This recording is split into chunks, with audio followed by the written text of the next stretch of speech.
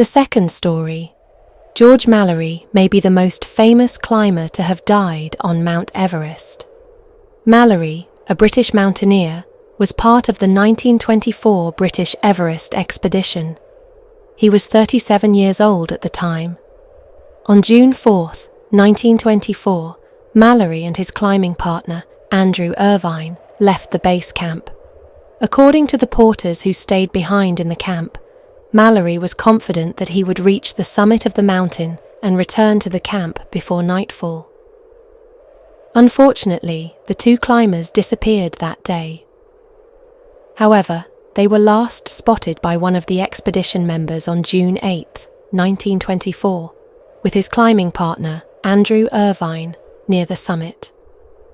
But from that moment, they were never seen again, turning their disappearance into one of the greatest mysteries in mountaineering history. Their bodies remained missing for over 70 years.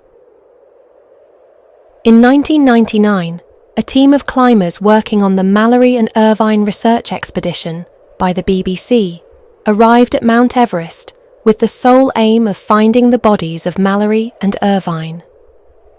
Despite the 75 years that had passed since their disappearance, the chances of finding the bodies were relatively high. The cold and the permanent layer of permafrost on the mountain preserve the bodies of climbers who die there almost perfectly. Their bodies turn into well-preserved mummies, and sometimes the corpses still retain the person's features.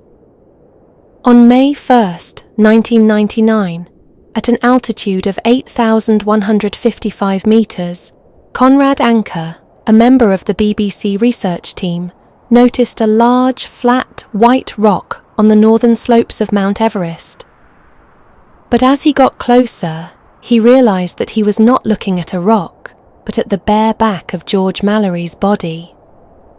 Most of Mallory's clothes had deteriorated due to the passage of time and the environment, but shockingly, his body was preserved in an eerily well-preserved state due to the cold. Next to Mallory's body, several personal items were found, such as a decorated handkerchief and his altitude meter, but no camera was ever found, which is believed to have been with his partner Irvine, whose body remains missing to this day. Irvine's body was never found, but his climbing axe was located approximately 800 feet above Mallory's body. Through analysis of the site, the position of the body and the axe, researchers concluded that the two were tethered together. Either Mallory fell and dragged Irvine with him, or he cut the rope before falling, based on the position of the rope around Mallory's waist and the location of the axe. The final decisive cause of their deaths was that they fell from a great height. The story of the two climbers remains shrouded in mystery. With no camera found that was in their possession, no one knows for sure whether Mallory and Irvine actually reached the summit before their deaths. However, expert analysis suggests that the position of Mallory's body indicates that he was descending the mountain rather than climbing it.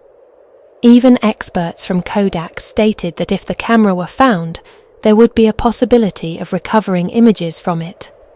However, the mystery of the missing camera still remains unsolved to this day.